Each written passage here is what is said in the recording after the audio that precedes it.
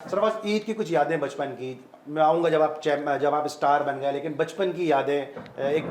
बच्चा जो मस्जिद में जाके तरावियाँ भी पढ़ता है, नाते भी मस्जिद में जाके पढ़ता है, उस दौर की ईद कैसी थी? देखिए, ईद उल फितर के तो आपको पता है हर बच्चे को इंतज़ार रहता है, और हम भी जब अपने बचपन में थे तो हमें इस ईद का बहुत शौक़ से इंतज़ार होता था, क्योंकि आप सबको पता था कि इस ईद में जो है वो ईदें मिलती हैं। पहले रमज़ान होता था,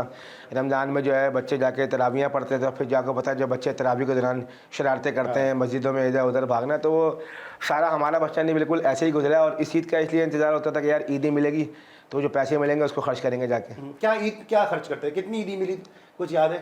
पहले? देखिए, याद तो नहीं, आपको पता है पहले ज़माने में तो 5 रुपये, 10 रुपये और 20 रुपये मिलते थे, इतनी ईदी ज़्यादा भी मिलती नहीं थी। जो भी पैसे मिलते थे वो इसी मोहल्ले में, यहाँ पे हमारा जो है वो पार्क लगता था, यहाँ पे जो है ना वो झूले वाले आते थे, और जो बच्चों को शौक़ होते हैं चीज़ें ख़रीदना, और अब सारे पैसे मतलब फालतू चीज़ों में जो बच्चे खर्च करते हैं वो हम भी खर्च करते हैं। अच्छा सर, हम सब उस जनरेशन से बड़े हुए हैं, आजकल के बच्चों की बात नहीं कर रहा, अब्दुल्ला की जनरेशन की बात नहीं कर रहा, अपने बच्चों की बात नहीं कर रहा, कि ईदी मिलती है और पेरेंट्स ले लेते हैं कि हमें दूसरों को भी देंगे, आपके साथ नहीं नहीं नहीं, हमारा मेरा तो कभी भी ऐसा नहीं हुआ, हमारा तो कभी भी ऐसा नहीं हुआ, और जो भी ईदी मिली वो हमने खर्च करी। क्या लाते थे? बैट लाते थे, कीपिंग ग्लव्स लाते थे, क्या लाते थे? नहीं, उस वक्त तो ये था ही नहीं, उस वक्त तो पैसे मिलते थे, रात में जमा करते थे, तो बस जो भी खाने पीने को जाना होता था वो खा पी के फारिग हो जाते, क्योंकि यहाँ पे अक्सर हमारा जो है ना वो एक मेला लग जाता था यहाँ पे ग्राउंड के बाद, जो पीछे घर के पीछे ग्राउंड है,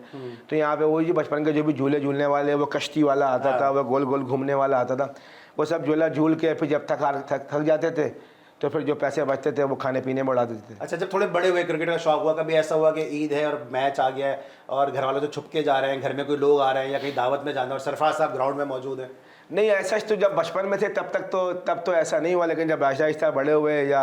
जब इंटरनेशनल क्रिकेट की तरफ आए तब ऐसी बहुत सारी ईदें जो हैं वो घर से बाहर ज़रूर गुजरी हैं। कैसी होती है घर से बाहर जब नेशनल ड्यूटी पर होते हैं? देखिए, नेशनल ड्यूटी पे होते हैं तो ऑब्वियसली हम लोग कोशिश ये करते हैं कि जब पाकिस्तान टीम नेशनल ड्यूटी पे होती है तो हम लोग कोशिश करते हैं कि अगर हम लोग किसी मुस्लिम ममालिक में है तो जाके ईद की नमाज़ जो है वो जाके मस्जिद में पढ़ लेते हैं, और अगर नहीं होते तो कोशिश करते हैं कहीं से कुतबा ढूंढ के एक बंदा जो है वो ईद की नमाज़ जो है वो पढ़ा देता है, फिर थोड़ी बहुत सेलिब्रेशन होती है, ब्रेकफास्ट जो है सब इकट्ठा कर लेते हैं, या कहीं पे अगर फ्री डे होता है तो जो टीम मैनेजर होते हैं वो टीम का डिनर जो है वो अरेंज कर लेते हैं, तो बस ऐसे ही आपस में एक दूसरे के साथ गुजर जाती है ईद। ठीक है। अच्छा सरफराज, कोई ईद के कोई ख़ास, क्योंकि आपका माशाल्लाह इंडिया से ताल्लुक़ है और जो आपके एंसेस्टर हैं, जो आबा अजदाद हैं, पेरेंट्स आपके इंडिया से हैं, तो वहाँ के जो खानों की रिवायती लज्जत है, वो कोई ट्रेडिशनल कोई खाने जो सरफराज यार ईद पे बिलखुसूस बनते हो?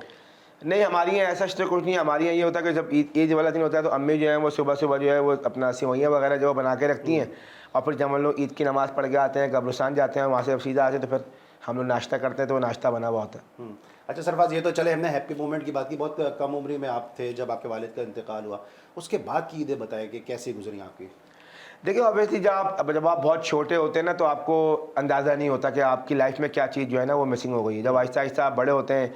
तो आपको एहसास होता है कि यार वाकई यार जो बाप का साया जो है ना वो बहुत इंपॉर्टेंट होता है, क्योंकि आपकी ज़िंदगी में बहुत सारे ऐसे फैसले होते हैं जो कि आपको किसी बड़े बंदे से मशवरा करना पड़ता है। तो ऑब्वियसली वो चीज़ हमारी लाइफ में नहीं थी, जो कि हमारे वालिद साहब जो, जब मैं ख्याल 18-19 साल का था तो तब उनका इंतकाल हो गया, तो ऑब्वियसली उनकी कमी बहुत ज़्यादा महसूस होती है। बहुत बार ऐसा महसूस होता है कि यार वो होते तो यार उनसे हम ये मशवरा कर लेते, और घर से बाहर होते हैं तो अक्सर ये होता है कि यार घर में क्या हो रहा है, बहन है, बड़ा भाई है, वो सारा कुछ देखता है, जो शफीक है, लेकिन ये होता है कि जो फादर की जो एक कमी होती है ना वो हमेशा महसूस होती है। ठीक है। अब ईदी आप देते हैं तो वो वाली ईद और इस वाली ईद में क्या फ़र्क है?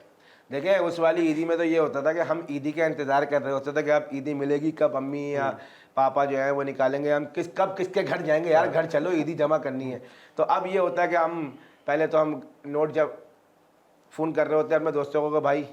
गड्डी दे दो, मिसबा खान को फ़ोन किया जाता है ये पहुँचा दो भाई, तो जो है पहले गड्डी ले लेते हैं, फिर उसके बाद बच्चों को बांटते हैं बस। ठीक है। अच्छा, ये होता था कि यार इस वाले अंकल के घर चलो, इस वाले चचा ताया खालू के घर चलो, ये ईदी ज़्यादा मतलब पता होता था ना कहाँ ईदी मिलेगी। हमारे बड़े अब्बू थे तो हम उनके घर पे जाते थे